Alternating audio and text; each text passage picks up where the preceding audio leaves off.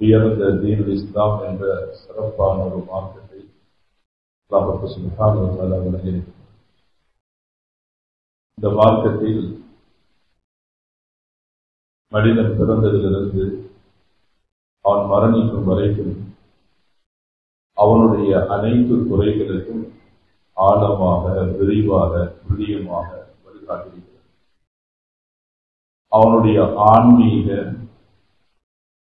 வணக்க வழிபாடுகள் சம்பந்தப்பட்ட விடயங்களுக்கும் நாம் மிக விரிவாக, ஆழமாக வழிகாட்டியது போன்று மனிதனுடைய வாழ்வியல், அவனோடு சம்பந்தப்படக்கூடிய கொடுக்கல் வாங்கல், பொருளாதாரம், சமூகவியல், இது போன்ற அனைத்து விடயங்களுக்கும் இஸ்லாம் மிக விரிவாக, ஆழமாக, துல்லியமாக வழிகாட்டியிருக்கிறது.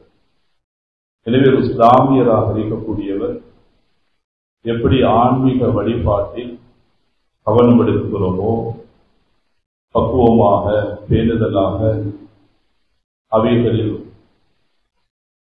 ஈடுபடுகிறோமோ, இதே போன்றுதான் எங்களுடைய வாழ்வியல் சம்பந்தப்பட்ட, எங்களோடு சம்பந்தப்படக்கூடிய கொடுக்கல் வாங்கலாக இருக்கலாம், அல்லது பொருளாதாரம் சம்பந்தப்பட்ட ஏனைய அனைத்து விடயங்களிலும் தாம் கூறக்கூடிய முழு வழிகாட்டல்களையும் எடுத்து நடப்பது கடமையாக, கடப்பாடாக இருந்து கொள்கிறது.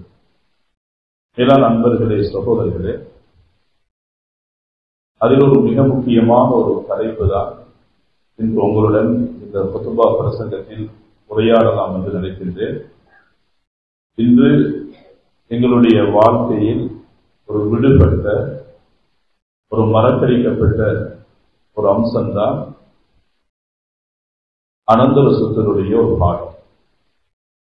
இந்த அனந்தர சொத்தினுடைய விடயம் ஏராளமானவர்கள், ஒரு வீட்டில் ஒருவர் மரணித்து விட்டார், அவருடைய சொத்துக்களை நாம் எப்படி பங்கு பிரிக்க வேண்டும் என்று மிக தெளிவாக, ஆழமாக, விரிவாக உரையாடியிருக்கிறதோ, இவைகளை ஒவ்வொரு குடும்பத்தார்களும் அந்த மையத்தினுடைய அனந்தர சொத்தினுடைய விடயங்களை எந்த அளவுக்கு ஆழமாக நாம் கூறக்கூடிய தீர்க்கமான அந்த வழிகாட்டல்களை எடுத்து நடக்கக்கூடியவர்களாக இருக்கிறோம் என்பதை நானும் நீங்களும் சிந்திக்க கடமைப்பட்டிருக்கிறோம். எல்லா நண்பர்களே, இஸ்லாமிய சகோதரர்களே, குர்ஆன் அனந்தர சொத்தை பற்றி மிக ஆழமாக பேசியிருக்கிறது. பொதுவாக இபாதத்தினுடைய தொழுகை போன்ற விடயங்களை சுருக்கமாக, பொதுவாக பேசுகிறது. அகீமுஸ் ஸலாத், தொழுகையை நிலைநாட்டுங்க. தொழுகை எவ்வாறு தொழ வேண்டும், லுஹருடைய தொழுகையினுடைய ரகாத்துகள் என்ன, அஸ்ருடைய தொழுகையினுடைய ரகாத்துகள் என்ன, மக்ரிபுடைய, இஷாவுடைய, இவைகளை குர்ஆன் பேசல. அன்பு ரசூலுல்லாஹி ஸல்லல்லாஹு அலைஹி வஸல்லம் அவர்கள் ஹதீஸ்கள் ஊடாக மிக தெளிவாக வழிகாட்டியிருக்கிறார். இதே போன்றுதான் ஜகாத்தை எடுத்துக்கொண்டால், வஆத்து ஸகாத், உங்களுக்கு இருக்கக்கூடிய தனவந்தர்கள் ஜகாத்துடைய நிசாபை அடைந்தால் ஜகாத்தை நிறைவேற்ற வேண்டும். 2.5 வீதம் தான் நிறைவேற்ற வேண்டும் என்பது குர்ஆன் கூறல்ல. அன்பு ரசூலுல்லாஹி ஸல்லல்லாஹு அலைஹி வஸல்லம் அவர்கள் ஜகாத்தினுடைய முழு சட்டத்திட்டங்களையும் விரிவாக பேசியிருக்கிறார்கள், வழிகாட்டியிருக்கிறார்கள். இதே போன்றுதான் நோன்பை எடுத்துக்கொண்டால், குதிப அலைக்கும் ஸியாம், நோன்பு கடமையாக்கப்பட்டிருக்கிறது. இந்த நோன்பு எவ்வாறு நாம் நோக்க வேண்டும் என்பதை குர்ஆன் விரிவாக பேசவில்லை. அன்பு ரசூலுல்லாஹி ஸல்லல்லாஹு அலைஹி வஸல்லம் அவர்கள் பேசுகிறார். ஹஜ் எடுத்துக்கொண்டாலும், வலில்லாஹி அலன்னாஸி ஹஜ்ஜுல் பைத்தி மன் இஸ்ததாஅ இலைஹி சபீலா, ஹஜ் கடமை என்று அல்லாஹ் குர்ஆனில் கூறுகிறான். ஹஜ்ஜுடைய அமலை எவ்வாறு நிறைவேற்ற வேண்டும், அன்பு ரசூலுல்லாஹி ஸல்லல்லாஹு அலைஹி வஸல்லம் அவர்கள் ஹதீஸ்கள் ஊடாக தெளிவாக வழிகாட்டியிருக்கிறார். ஆனால் அனந்தர சொத்தினுடைய பாடத்தை கூறக்கூடிய நேரம் மிக ஆழமாக, விரிவாக அனந்தரக்காரர்களாக இருக்கக்கூடிய அவர்களுடைய வகிப்பாகம் என்ன, சொத்துக்களை எவ்வாறு பிரிக்க வேண்டும், மையத்தினுடைய அனந்தரக்காரர்களாக இடம்பெறக்கூடிய தாயாக இருக்கக்கூடியவருக்கு அந்த மையத்தினுடைய சொத்திலிருந்து எவ்வளவு பங்கு கொடுக்கப்பட வேண்டும், தந்தையாக இருக்கக்கூடியவருக்கு மகனுடைய சொத்திலிருந்து எவ்வளவு கொடுக்கப்பட வேண்டும், மகனாக இருக்கக்கூடியவர் மகளாக இருக்கக்கூடியவர்கள் இரண்டு மகளாக அல்ல பல மகன்மார்களாக இருந்தால் அந்த மையத்தை விட்டு சென்ற சொத்திலிருந்து அவர்களுக்கிடையில் எவ்வாறு பிரிக்கப்பட வேண்டும், உடன் பிறந்த சகோதர சகோதரிகளாக இருந்தால் தகப்பன் வழியாக வரக்கூடிய சகோதர சகோதரிகள், தாய் வழியாக வரக்கூடிய சகோதர சகோதரிகள், இது போன்ற அனைத்து விடயங்களையும் அல்லாஹ் சுப்ஹானஹு வ தஆலா குர்ஆனில யாருக்கும் கையளிக்க விடாமல் நேரடியாக இதனுடைய தகவல்களை அல்லாஹ் சுப்ஹானஹு வ தஆலா எங்களுக்கு விரிவாக உரையாற்றிக் கொண்டிருக்கிறார். சில நண்பர்களே, இஸ்லாமிய சகோதரர்களே, ஆனால் இந்த அனந்தர சொத்தினுடைய பாடத்தை எங்களில் விளங்கியவர்கள், படித்தவர்கள், அதை ஒவ்வொரு வீட்டிலும் மரணம் உண்டாகக்கூடிய நேரம் அந்த மரணித்தவருடைய விட்டு செல்லக்கூடிய சொத்துக்கள் அது கூடுதலாக இருக்கலாம், குறைவாக இருக்கலாம், அந்த சொத்து பங்கீட்டை இஸ்லாம் கூறக்கூடிய வழிகாட்டலில் எவ்வாறு நாம் பிரித்திருக்கின்றோம், எவ்வாறு நாம் கடைபிடிக்கிறோம் என்ற ஒழுங்குகளை தெளிவாக ஒவ்வொரு இஸ்லாமிய குடும்ப தலைவர்கள், பெண்களாக இருக்கக்கூடியவர்கள், ஆண்களாக இருக்கக்கூடியவர்கள் அனைவர்களும் விளங்கி நடைமுறைப்படுத்தக்கூடிய ஒரு பாரிய ஒரு கடமை இருக்கிறது. இதனாடிதான் அன்பு ரசூலுல்லாஹி ஸல்லல்லாஹு அலைஹி வஸல்லம் அவர்கள் இந்த அனந்தர சொத்தினுடைய பாடத்தை பற்றி கூறக்கூடிய நேரம் தஅல்லமுல் ஃபராயித், அனந்தர சொத்தினுடைய இந்த பாடத்தை கற்றுக்கொள்ளுங்கள், வஅல்லிமூஹன் நாஸ், இதை மனிதர்களுக்கு கற்றுக் கொடுங்கள். ஸல்லல்லாஹு அலைஹி வஸல்லம் சொன்னார்கள், நான் இவ்வுலகை விட்டு நான் மரணித்து விடுவேன், இந்த அனந்தர சொத்தினுடைய கலை, இதனுடைய பாடமும் இதனுடைய விரிவான விளக்கங்களும் உயர்த்தப்பட்டுவிடும். இதுவரை எனில்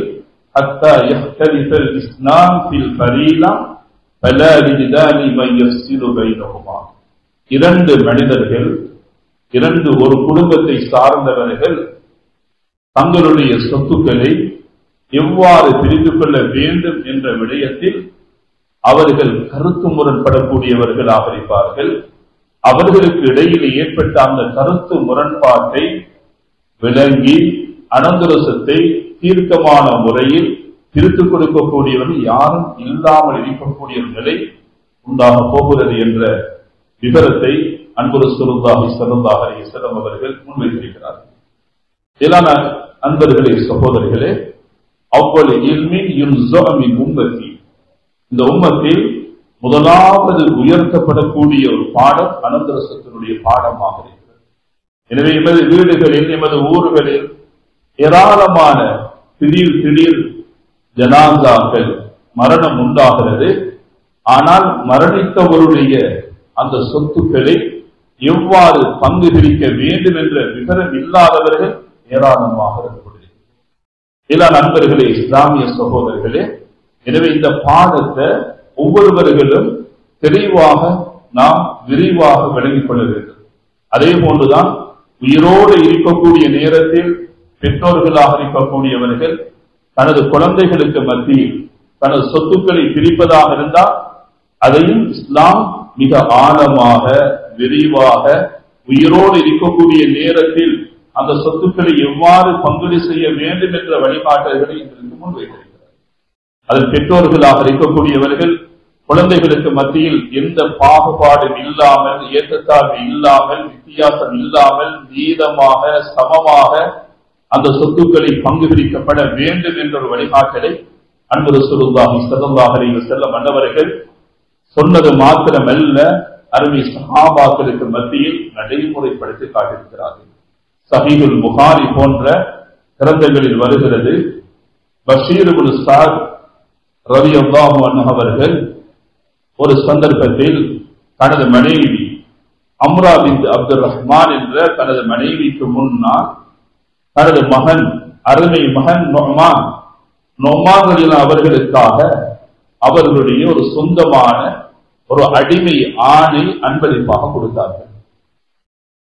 மனைவி சொல்லுகிறார், நீங்கள் என்னுடைய மகளுக்கு நுஅமானுக்கு எதை நீங்கள் அன்பளிப்பு செய்கிறீர்களோ இதை ஸல்லல்லாஹு அலைஹி வஸல்லம் அன்னவர்களுடைய சபைக்கு போய் எனது மகனையும் அழைத்துக் கொண்டு போய் ஸல்லல்லாஹு அலைஹி வஸல்லம் அன்னவர்களை சாட்சியாக நிறுத்தி எனது மகனுக்கு அன்பளிப்பு கொடுத்தால் மாத்திரம்தான் நான் இதை ஏற்றுக்கொள்வேன் என்று மனைவி வேண்டிக் கொள்ள பஷீர் இப்னு ஸஅத் அவர்கள் தனது மகன் நுஅமான் அவர்களை அழைத்துக் கொண்டு ஸல்லல்லாஹு அலைஹி வஸல்லம் அவர்களுடைய சபைக்கு போகிறார். ஸல்லல்லாஹு அலைஹி வஸல்லம் அவருடைய சபைக்கு சென்று சொல்லுகிறார்கள், இன்னி நஹல்து இப்னி ஹாதா கான குலாமன், யா ரசூலல்லாஹ், என்னுடைய நுஅமான் இவருக்கு என்னுடைய அடிமையை அன்பளிப்பாக கொடுக்கிறேன். ஸல்லல்லாஹு அலைஹி வஸல்லம் அவரிடம் இந்த விடயத்தை முன்வைத்த பொழுது ஸல்லல்லாஹு அலைஹி வஸல்லம் அவர்கள் முதலாவது பஷீர் இப்னு ஸஅத் அவர்களை பார்த்து கேட்ட கேள்வி என்ன? அபுல்ல வளர்த்த நகல்த மிஸ்லஹாதா, உங்களுடைய ஏனைய குழந்தைகளுக்கும் இன்று இந்த நுஅமானுக்கு எதை நீங்கள் அன்பளிப்பு கொடுக்கிறீர்களோ இதே போன்று எங்களுடைய ஏனைய குழந்தைகளுக்கு இவ்வாறு கொடுத்தீர்களா என்று ஸல்லல்லாஹு அலைஹி வஸல்லம் அவர்கள் கேள்வி எழுப்பினார்கள். அதன் பஷீர் இப்னு ஸஅத் அவர்கள் சொன்னார்கள், இல்லை யா ரசூலல்லாஹ். ஸல்லல்லாஹு அலைஹி வஸல்லம் சொன்னார்கள், இத்தகுல்லாஹ், அல்லாஹ்வை அஞ்சிக் கொள்ளுங்கள்.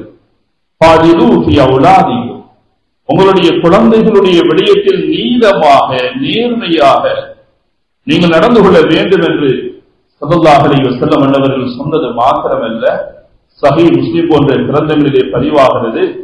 ஸல்லல்லாஹு அலைஹி வஸல்லம் சொன்னார்கள், இதன் லா அஷ்ஹது அலா ஜௌரி, இந்த அநியாயத்தின் மீது நான் ஒருபோதும் சாட்சியாக வர வேண்டும், சாட்சியாக வர மாட்டேன் என்று அன்பு ரசூலுல்லாஹி ஸல்லல்லாஹு அலைஹி வஸல்லம் அன்னவர்கள் பின்வாங்கினார்கள் என்றால், ஏனான அன்பர்களே, இஸ்லாமிய சகோதரர்களே, பெற்றோர்களாக இருக்கக்கூடியவர்கள் உயிரோடு இருக்கக்கூடிய நேரத்தில் தனது குழந்தைகளுக்கு இடையில் நாம் அதை பங்கீடு செய்வதாக இருந்தால் இஸ்லாம் இந்த முறையை கடைபிடிக்க வேண்டும் என்பதை எங்களுக்கு வன்மையாக வழிகாட்டியிருக்கிறது.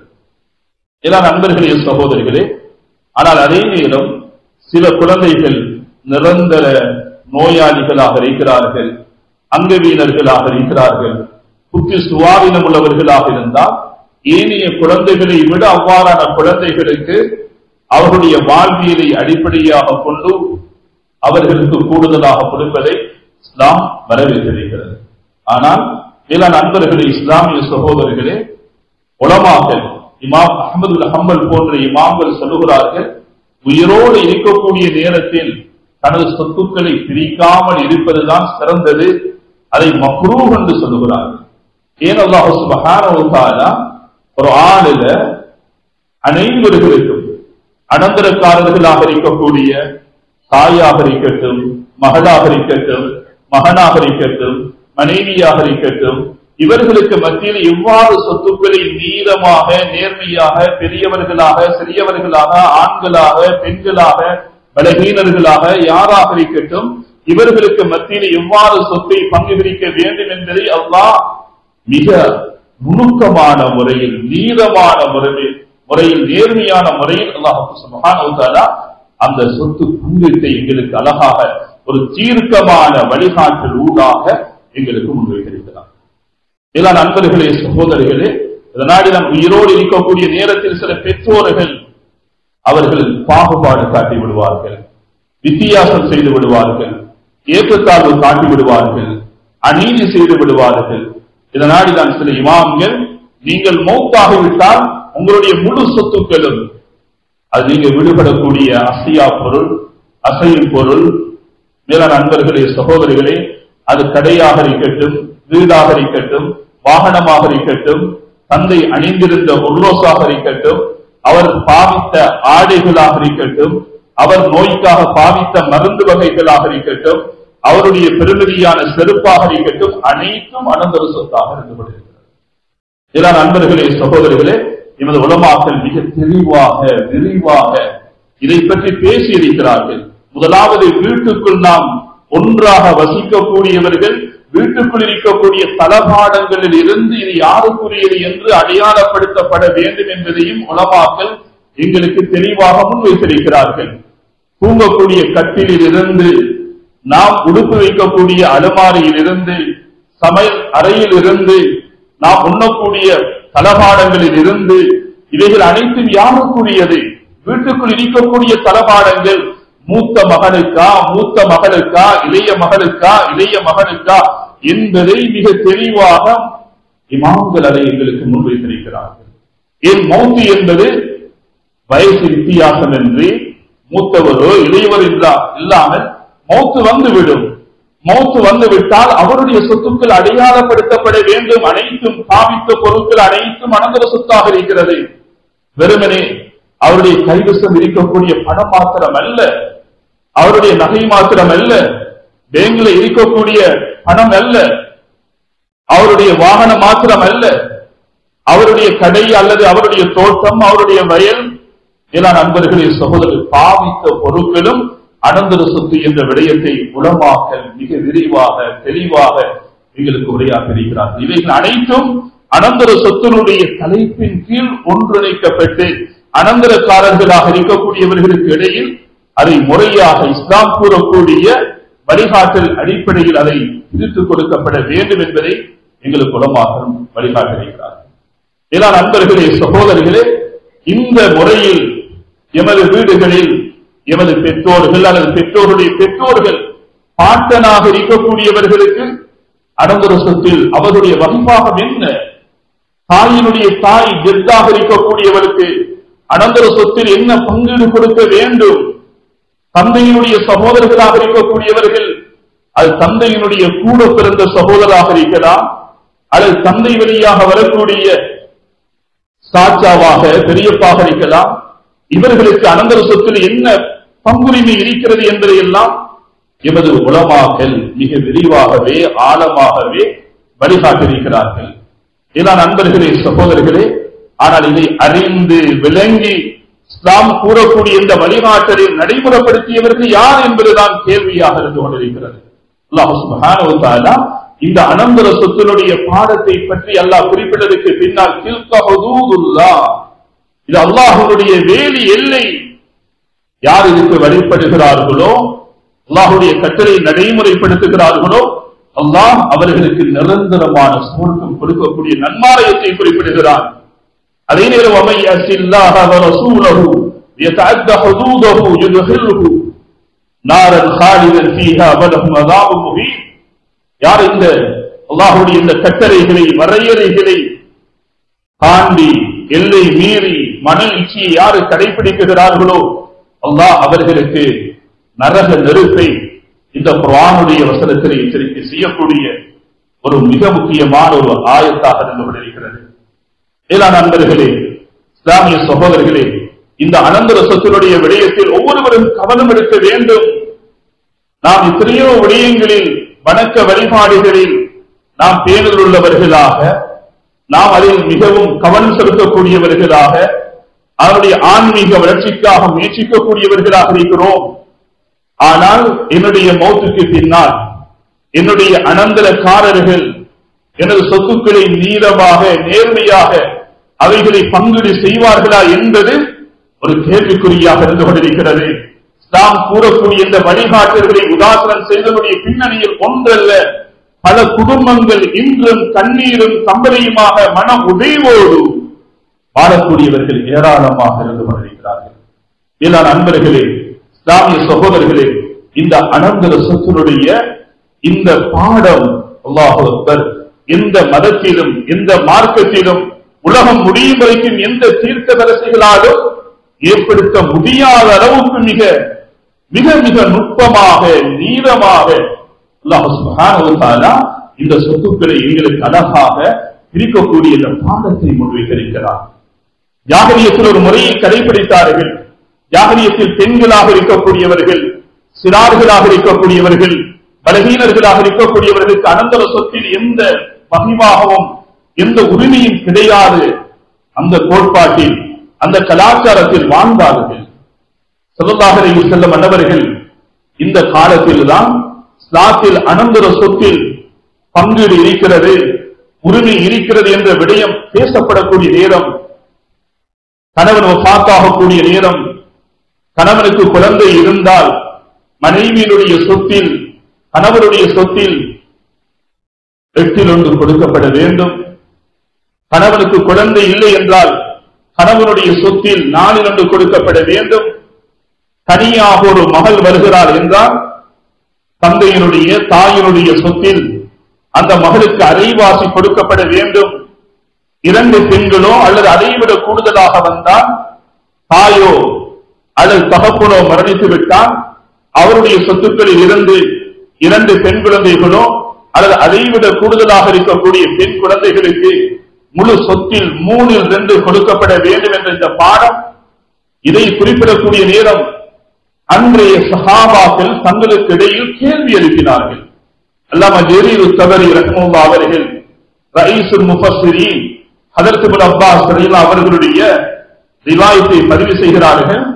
சஹாபாக்கள் தங்களுக்குள் பேசிக் கொண்டார்கள். வயூத்தல் குலாமு ஸகீர், சிறிய குழந்தைகளுக்கும் அனந்தர சொத்தில் உரிமை இருக்கிறதா?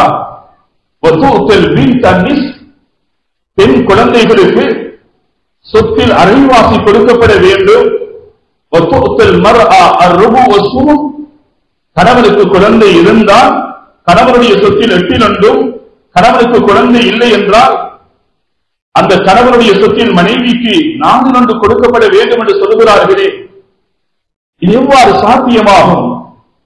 கைஃப நூதி மல்லா யர்கபு மல்லா யர்கபு ஃபரஸன் வலா யஹ்மிலு ஸைஃபன் வலா யுகாத்திலு அதுவன்.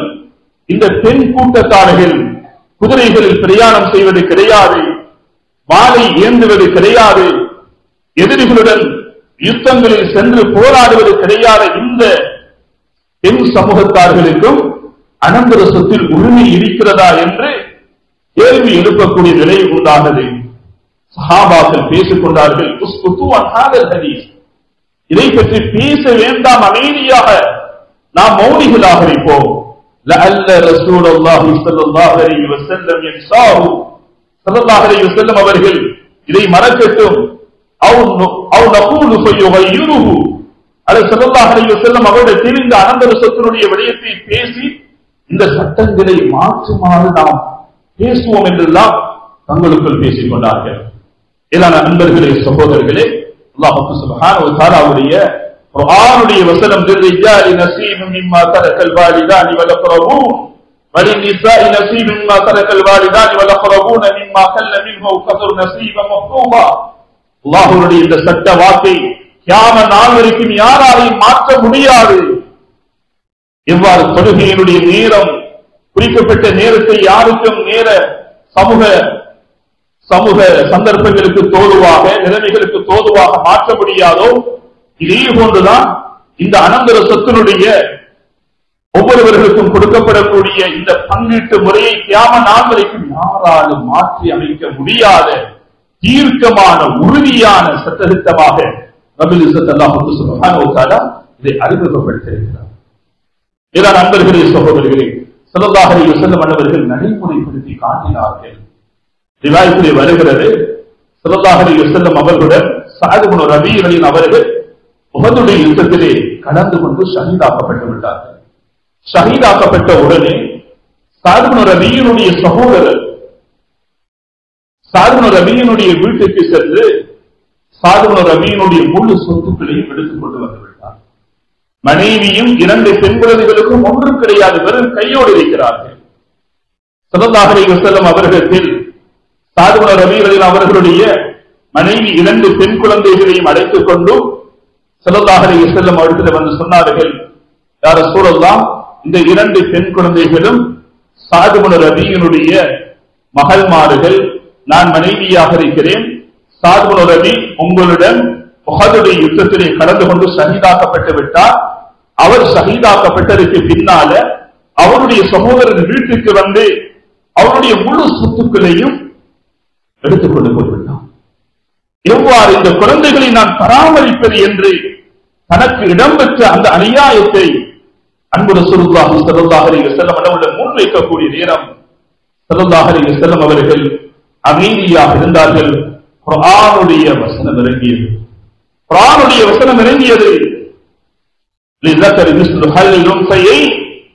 ஆண்களுக்கு அனந்தர சொத்தில் உரிமை இருப்பதை போன்று பெண்களுக்கும் அனந்தர சொத்திலே உரிமை இருக்கிறது.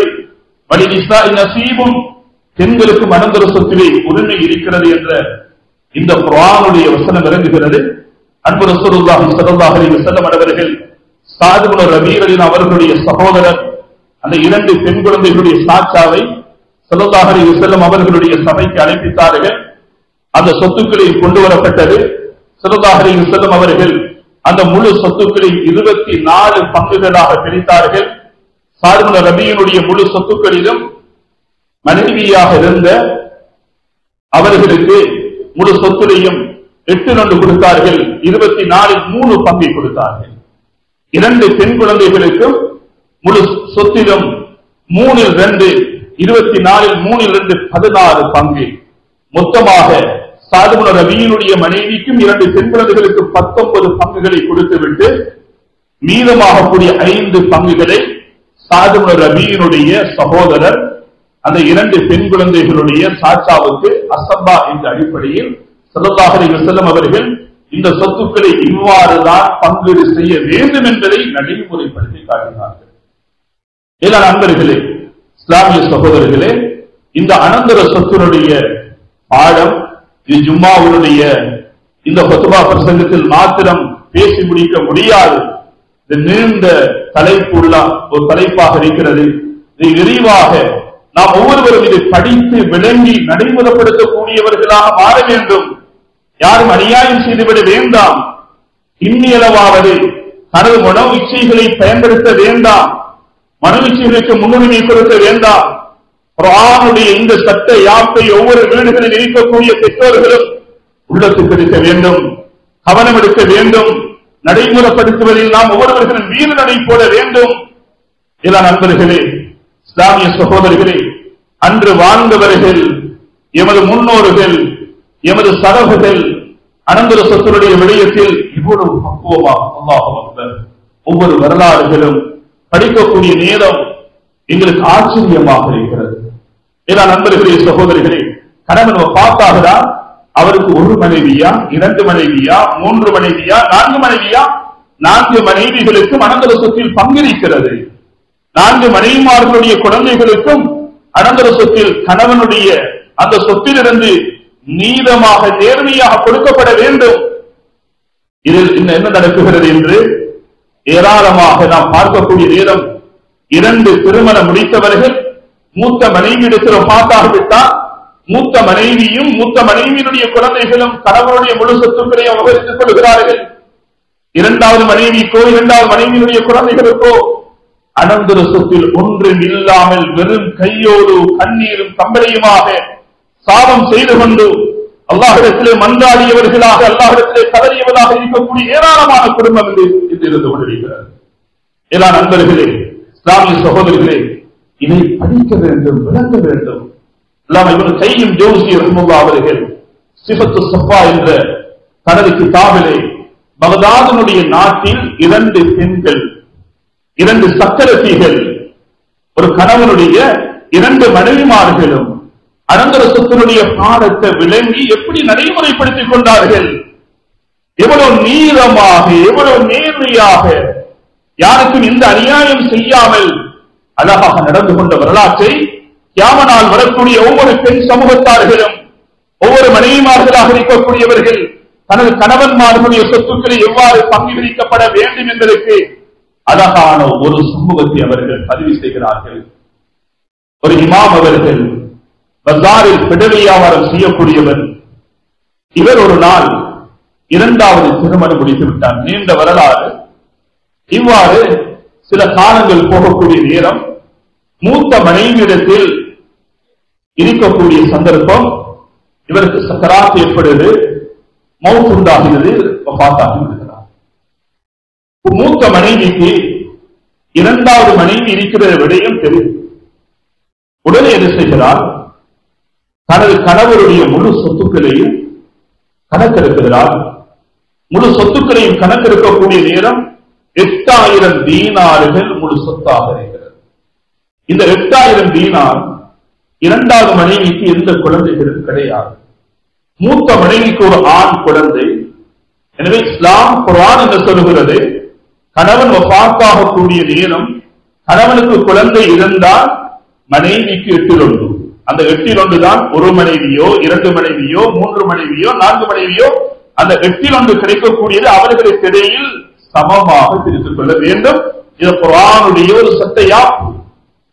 உடனே என்ன செய்கிறார், மூத்த மனைவி அந்த 8000 தீனாரில் 8/1 1000 தீனாராக இருக்கிறது.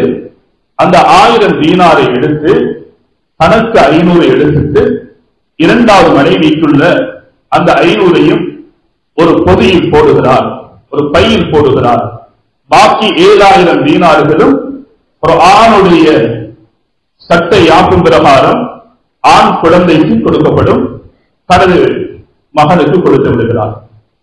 இதை இந்த 500 தீனாரை ஒரு பையிலே போட்டுவிட்டு இந்த மூத்த மனைவி இரண்டாவது மனைவிக்கு ஒரு கடிதம் எழுதுகிறார்.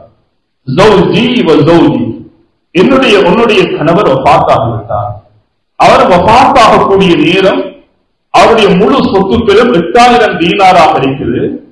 இதில் 8/1 இணைக்கும் முழக்கும் பங்கிருக்கிறது. எனவே என்னுடைய 500 எடுத்துவிட்டு இது உன்னுடைய 500 என்று பையிலை போட்டு தனது அடிமை பெண்ணிடம் அதை கொடுத்து விடுகிறார். இந்த அடிமை பெண் இரண்டாவது மனைவியினுடைய வீட்டுக்கு சென்று வீட்டினுடைய வாசலை தட்டுகிறார். அந்த இரண்டாவது மனைவி கதவை திறந்து அங்கு பார்க்கக்கூடிய நேரம் ஒரு அடிமை பெண் வந்திருக்கிறார். கடிதம் கொடுக்கப்படுகிறது, தீனார் கொடுக்கப்படுகிறது. கடிதத்தை படித்துவிட்டு அடுத்த பக்கமாக அந்த மனைவி எழுதுகிறார், ஜௌஜி வ ஜௌஜிக்கு, உன்னுடைய மனைவி உன்னுடைய கணவனாக இருந்தவர் தான், ஆனால் சில நாட்களுக்கு முன்னால எனக்கு 3 தலாக் தந்துவிட்டார். எனவே இந்த தீனாருக்கு நான் சொந்தக்காரன். அல்லாஹ் அக்பர். இந்த தீனாருக்கு நான் சொந்தக்காரன் அல்ல, நீதான் சொந்தக்காரி என்பதாக அந்த தீனாரையும் கொடுத்துவிட்டு கடிதத்தையும் அவள் அனுப்பி விடுகிறார். இதான் நண்பர்களே, சகோதரர்களே, 2 மனைவிமார்களாக இருக்கக்கூடியவர்கள் தனது கணவனுடைய சொத்தில் எவ்வளவு பேணுதலாக பக்குவமாக தான் கூறக்கூடிய வழிகாட்டலை எடுத்து நடக்கக்கூடியவர்களாக இருந்தார்கள். அங்கு கோபதாபம் காட்டுவதல்ல, அந்த அநியாயம் செய்வதல்ல, அந்த பழிக்கு பழி வாங்குவதல்ல. குர்ஆனுடைய அந்த வசனத்தை, குர்ஆனுடைய தீர்க்கமான சட்டத்தை ஒவ்வொரு மனைவிமார்களாக இருக்கக்கூடிய, ஒவ்வொரு குடும்பத்தில் இருக்கக்கூடிய ஒவ்வொரு அங்கத்தவர்களின் மீதும் பாரிய கடமை இருந்து கொண்டிருக்கிறது. என நண்பர்களே, சகோதரர்களே, அல்லாஹ் இப்னு கையிம் ஜௌஸி ரஹ்மத்துல்லாஹி அவர்கள் இந்த அனந்தர சொத்தில் அன்றைய பெண்கள் கடைபிடித்த ஏராளமான வரலாறுகளை பின்னால வரக்கூடியவர்களுக்கு ஒரு பாடமாக, ஒரு படிப்பினையாக எழுதுகிறார்கள். கணவர் பிரயாணத்தில் இருக்கிறார், மனைவி வீட்டில் இரவு நேரத்தில் சென்று கொண்டிருக்கிறார். இந்த நேரம் மனைவியினுடைய காதிலே செய்தி கிடைக்கிறது, தன்னுடைய கணவர் பிரயாணத்திலிருந்து வரக்கூடிய நேரம் பார்த்தார். உடனே கார் இருள் நிறைந்த அந்த நேரம், நடுதிசை நேரம், இந்த மனைவியினுடைய வீட்டில் விளக்கு எரிந்து கொண்டிருக்கிறது. உடனே மனைவி என்ன செய்கிறார், கணவர் வஃபாத்தான செய்தி தனது காதிலே ஒலித்ததுதான் தாமதம், எழுந்து அந்த விளக்கை அணைத்து விடுகிறார். விளக்கை அணைத்து விட்டு சொல்லுகிறார், இந்த விளக்குக்கு ஊற்றப்பட்டிருக்கக்கூடிய எண்ணெய் இருக்கிறது, இது எனக்கு மாத்திரம் சொல்லுவார். இது அனந்தர சொத்தாக இருந்தது. எனது கணவருடைய தந்தையாக இருக்கக்கூடியவர், எனது கணவருடைய தாயாக இருக்கக்கூடியவர், எனது கணவருடைய குழந்தைகள் அனைவர்களுக்கு மீது அனந்தர சொத்தாக இருக்கிறது. நான் மட்டும் இப்பொழுது அனுபவிக்க முடியாது. அல்லாஹ் அக்பர். இதுதான் அன்றைய பெண்கள் அனந்தர சொத்தில் கடைபிடித்த பக்குவமான முறை. இதேபோல் இன்னும் ஒரு வரலாறு எழுதப்படுகிறது. மனைவி வீட்டில் சமையலில் இருந்து ரொட்டிக்காக மாவை குடைத்துக் கொண்டிருக்கிறாள். கணவன் வந்து கொண்டிருக்கக்கூடியவர் பிரயாணத்தில் அவர் பார்த்தாக விடுகிறார் என்ற செய்தி கேட்டதுதான் தாமதம். குழைத்த மாவிலிருந்து கையை உயர்த்தி சொல்லுகிறார், இந்த குழைக்கப்பட்ட மாவு இருக்கிறது, இது எனக்கு மாத்திரமல்ல, இது அனைவர்களுக்கும் அனந்தர சொத்தாக ஆயிடுச்சு. நண்பர்களே, சகோதரர்களே, இவ்வாறு ஒன்றல்ல பல வரலாறுகள். அல்லாஹ் அக்பர். அன்றைய சலவர்கள் தனக்கென வீட்டுக்குள் ஒரு அறை, தான் சாப்பிடக்கூடிய உணவு பாத்திரங்களாக இருக்கலாம், தான் குடிக்கக்கூடிய டீ குடிக்கக்கூடிய கப்பாக இருக்கலாம், ஏனைய தளபாடங்களாக இருக்கலாம். பெரும் பெரும் முன்னோர்களுடைய பல வரலாறுகள் இருக்குது. தான் வஃபாத்தாகிவிட்டால் இந்த அறைக்குள் இருக்கக்கூடிய அனைத்தும் என்னுடைய அனந்தர சொத்தாக இருக்கிறது. நண்பர்களே, சகோதரர்களே, இதனாடிதான் எமது மதுஹப் ஷாஃபியை சார்ந்த இமாம்கள் எழுதுகிறார்கள், கணவன் தனது மனைவிக்கு மகர் கொடுப்பதற்கு பின்னால மேலதிகமாக கொடுக்கக்கூடிய ஆபரணங்கள் கூட அதை கூட அடையாளப்படுத்தக்கூடிய அளவுக்கு ஃபிக்ஹுடைய மசாயில்களை எழுதியிருக்கிறார்கள். கணவன் வெளிநாடுக்கு போறாரு, துபாய் போய்த்து வரக்கூடிய நேரம் தன்னுடைய அன்பான மனைவிக்கு ஆபரணங்களை வாங்கிக் கொண்டு வருகிறார். இந்த ஆபரணங்கள் எந்த நீயத்தோட கொடுக்கிறார்? தேவைப்பட்டா விற்கலாம் என்ற நீயத்தோட மனைவிக்கு கொடுத்தால் அது மனைவியினுடைய ஆபரணம் அல்ல, அது கணவனுக்குரியது. அது மனைவிக்கே கொடுத்து விடுகிறார். இது மனைவிக்குரிய ஹக்குதான் என்று நினைத்து கொடுக்குகிறார். அது மனைவிக்குரிய ஹக்காக இருக்கிறது, கணவனுக்குரியது அல்ல. இப்படி ஒவ்வொரு விடயங்களும் அடையாளப்படுத்தக்கூடிய தேவை அனந்தர சொத்திலே இருந்து கொண்டிருக்கிறது.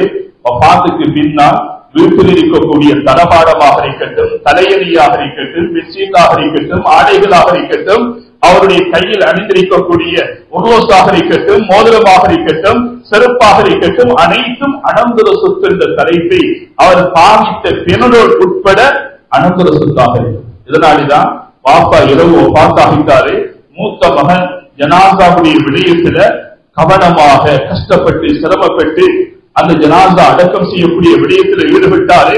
அந்தியாகக்கூடிய நேரம், மாலை நேரமாக கூடிய நேரம் தலை வலி வருகிறது. வாப்பா பாவித்த, வாப்பா வாங்கிய பிணரோடு இருந்தா இந்த மூத்த மகனுக்கு அந்த பிணரோடு கூட பாவிக்கிறது. அது அனந்தர சொத்தாக இருக்கிறது.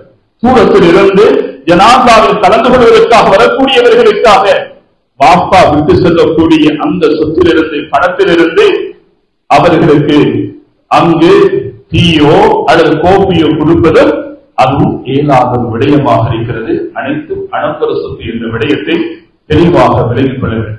எல்லா நண்பர்களே, இஸ்லாமிய சகோதரர்களே, இதனால்தான் ஒரு வீட்டில முதலாவது ஒரு மனிதர், எங்களுடைய உற்றார்களோ உறவினர்களோ பெற்றோர்களோ அவருடைய உடம்பில் இருந்து உயிர் பிரிந்து விடுமாக இருந்தால் அவர்களுடைய அனைத்துமே அனந்தர சொத்தாக இருக்கிறது. இவைகளை எதற்காக செலவழிக்க முடியும் என்ற விடயத்தை கூட ஃபக்ஹாக்கள் பேசியிருக்கிறார்கள். முதலாவது, அந்த ஜனாசா வைத்தியசாலையில் இருந்தால் வைத்தியசாலையில் இருந்து போக்குவரத்துக்கான செலவுகளை அந்த மையத்தை விட்டு சென்ற சொத்திலிருந்து செலவழிப்பதற்கு தாராளமாக எமது இமாம்கள் வழிகாட்டியிருக்கிறார்கள். அந்த ஜனாசாவுடைய குறிப்பாட்டக்கூடிய கஃனுடைய தஃனுடைய இந்த அனைத்தும் அவர் விட்டு சென்ற சொத்திலிருந்து செலவழிக்க முடியும். ஏன்னா நண்பர்களே, மனைவி வஃபாத்தாகிவிட்டால், மனைவி உயிரோடு இருக்கக்கூடிய நேரத்தில் கணவனுக்கு முழுமையாக வழிபடக்கூடிய நிலையில் வஃபாத்தாகிவிட்டால் இந்த மனைவியினுடைய ஜனாசாவுடைய முழு ஏற்பாடுகளும் கணவருடைய பொறுப்பாக இருக்கிறது என்ற விடயத்தை கூட எமது இமாம்கள் மிக தெளிவாக வழிகாட்டியிருக்கிறார்கள். மனைவியினுடைய சொத்தில் இருந்து அல்ல, கணவன் என்ன செய்யணும், அந்த மனைவியினுடைய முழு ஜனாசாவுடைய ஈமைக்குரிய முழு செலவுகளும் கணவனுடைய பொறுப்பாக இருக்கிறது. ஆனால் நிபந்தனை, உயிரோடு இருக்கக்கூடிய நேரத்தில் மனைவி கணவனுக்கு முழுமையாக வழிபடக்கூடியவளாக இருந்து கணவரும் அந்த ஜனாசாவுடைய ஈமைக்குரிய செலவுகளை செலவழிப்பதற்கு வசதியுள்ளவராக இருந்தால் அவர் செலவழிப்பது கடமை என்ற விடயத்தில் எமது மதுஹப் ஷாஃபியுடைய இமாம்கள் விரிவாக அதை பற்றி சொல்லியிருக்கிறார்கள். எல்லா நண்பர்களே, இஸ்லாமிய சகோதரர்களே, இதே போன்றுதான் ஒரு வீட்டில தந்தை பாத்தாகி விடுகிறார். அன்று அவருக்கு ஜகாத்து கடமையாக இருந்தது. ஜகாத்து கடமையாக இருந்தால் அவருடைய அனந்தரக்காரர்கள் முதலாவது ஜகாத் தனிப்படுத்தப்பட வேண்டும். 50 லட்சம் ஜகாத்து கடமையாக இருந்தது என்றால் அந்த 50 லட்சமும் தனிப்படுத்தப்பட வேண்டும். அது அனந்தர சொத்து அல்ல, அது ஹுகூக்குல்லாஹ், அது அல்லாஹ்வுடைய ஹக்கு நிறைவேற்றப்படக்கூடிய பாரிய கடப்பாடாக இருக்கிறது. அது அனந்தர சொத்து உரிமை இல்லை, அது அல்லாஹ்வுடைய ஹக்கு, அது நிறைவேற்றப்பட வேண்டும். ஹஜ்ஜி கடமையாக இருந்தது, ஹஜ்ஜி நிறைவேற்றக்கூடிய சந்தர்ப்பம் இல்லை என்றால் அவருடைய பேரில் ஹஜ்ஜை பதில் செய்வதற்காக வேண்டி அந்த பணம் ஒதுக்கப்பட வேண்டும். நோன்பு கடமையாக இருந்து நோயாளியாக இருந்த நிலையில் அவர் வஃபாத்தாகிவிட்டால் முழு ரமலானுடைய மாதத்தில் நோன்பு நோக்கக்கூடிய சந்தர்ப்பம் இல்லை என்றால் அதற்குரிய ஃபிதியாவை அவர் விட்டு சென்ற சொத்திலிருந்து தனிப்படுத்தப்பட வேண்டும். நேற்றை வைத்திருந்தால் நேற்றை நிறைவேற்றிக் கொள்ளக்கூடிய சந்தர்ப்பம் கிடைக்கவில்லை என்றால் நேற்றைக்குரிய அந்த பணம் ஒதுக்கப்பட வேண்டும். கஃபாரா கடமையாக இருந்தது, கஃபாரா நிறைவேற்றப்படவில்லை என்றால் கஃபாராவுக்குரிய அந்த பணம் ஒதுக்கப்பட வேண்டும் என்ற தலைப்பிலெல்லாம் இமாம்கள் மிக விரிவாக எங்களுக்கு உரையாற்றிருக்கிறார்கள். ஜனாசாவுடைய ஈமைக்குரிய விடயங்களுக்காக செலவழிக்க வேண்டும். அவர் உயிரோடு இருக்கக்கூடிய நேரத்தில் யாருடையாவது கடன் எடுத்திருந்தால் அந்த கடன் அவர் விட்டு சென்ற சொத்திலிருந்து நிறைவேற்றப்பட வேண்டும். உயிரோடு இருக்கக்கூடிய நேரத்தில் அவர் வசியத் செய்திருந்தால், மேலான நண்பர்களே, சகோதரர்களே, வசியத்தினுடைய விடயத்தை அனைவர்களும் கவனம் எடுக்க வேண்டும். தான் ஒரு வசதி படைத்தவனாக இருக்கிறேன், என்னுடைய மௌத்துக்கு பின்னால எனது சக்காத்திலும் எனது கபரிலும் எனது மறுமை வாழ்வை வெற்றிகரமாக ஆக்கிக்கொள்ள வேண்டும் என்பதற்காக வேண்டி அவர் உயிரோடு இருக்கக்கூடிய நேரத்தில் தான் வக்ஃப் செய்ய வேண்டும் என்பதை அவர் நீயத்து வைத்திருந்தால் சாட்சிகளை வைத்து அதை எழுதிக் கொள்வதை மிக அழகான ஒரு அழகான ஒரு விடயம் என்பதை புகாக்கள் வழிகாட்டிருக்கிறார்கள். ஏனென்றால் சில நேரங்களில் குழந்தைகள் சொத்துக்களின் மீது இருக்கக்கூடிய பேராசையின் காரணமாக தந்தையை அடக்கம் செய்வதோடு வசியத்தையும் அடக்கம் செய்து விடுவார்கள். தந்தையை தபன் செய்வதோடு வசியத்தையும் தபன் செய்து விடுவார்கள்.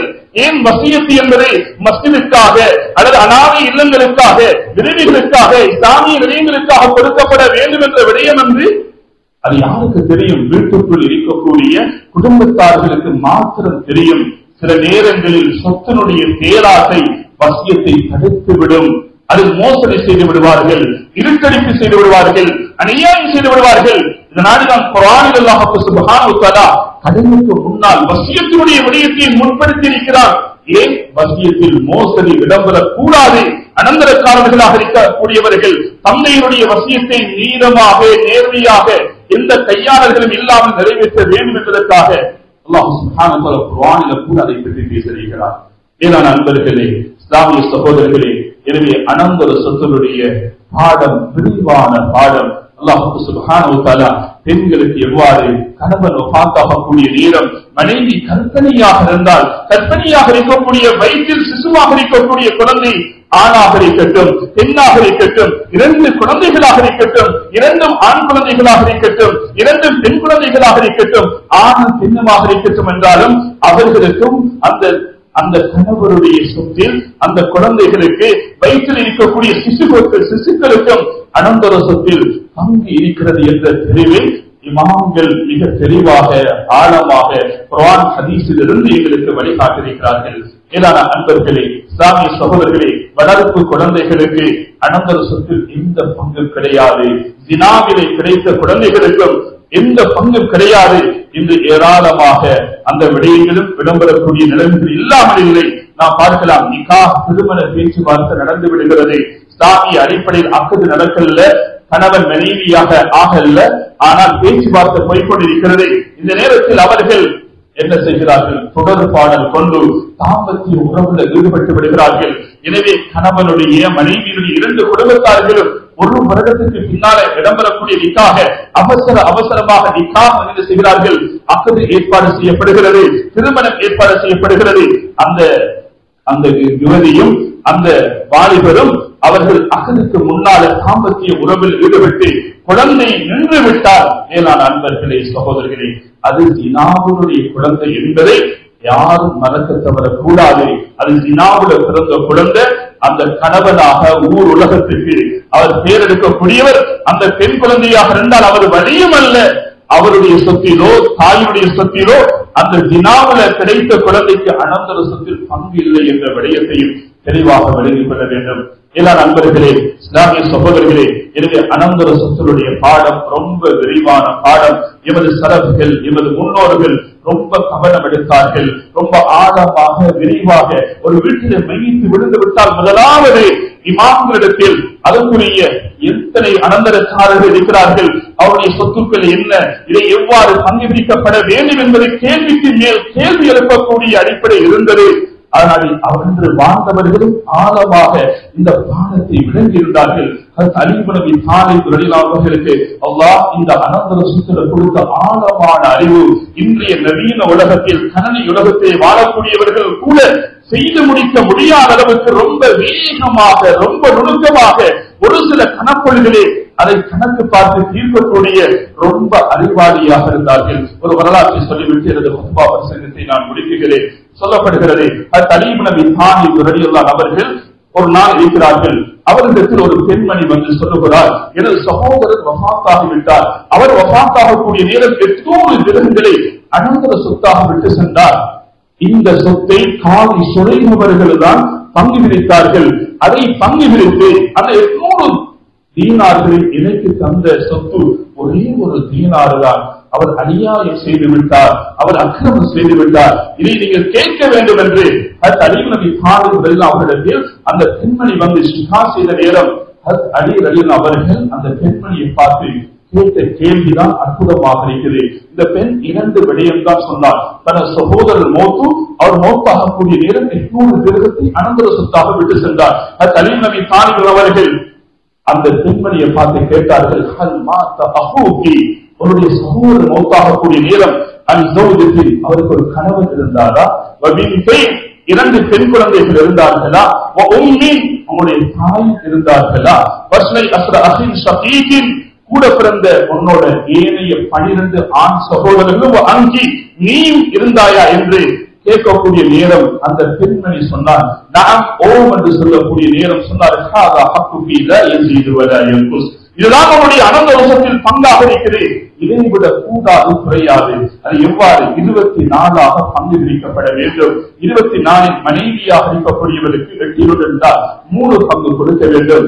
தாய்க்கு அந்த மகனுடைய சொத்திலிருந்து 6 கொடுக்க வேண்டும். 24 4 பங்கு பேச்சு போய்விடும். 2 பெண் குழந்தைகளாக இருக்கக்கூடியவர்களுக்கு அதாவது முழு சொத்திலும் 3 24 3 16 போய்விடும். பாக்கி ஒன்று இவர்களுக்கு கொடுக்க வேண்டும். எனவே 24 600 பிரித்தால் ஒரு பங்குடைய அளவு 25 வரும். எனவே மனைவிக்கு 75 போய்விடும். தாயாக இருக்கக்கூடியவருக்கு 4 பங்கு 100 போய்விடும்.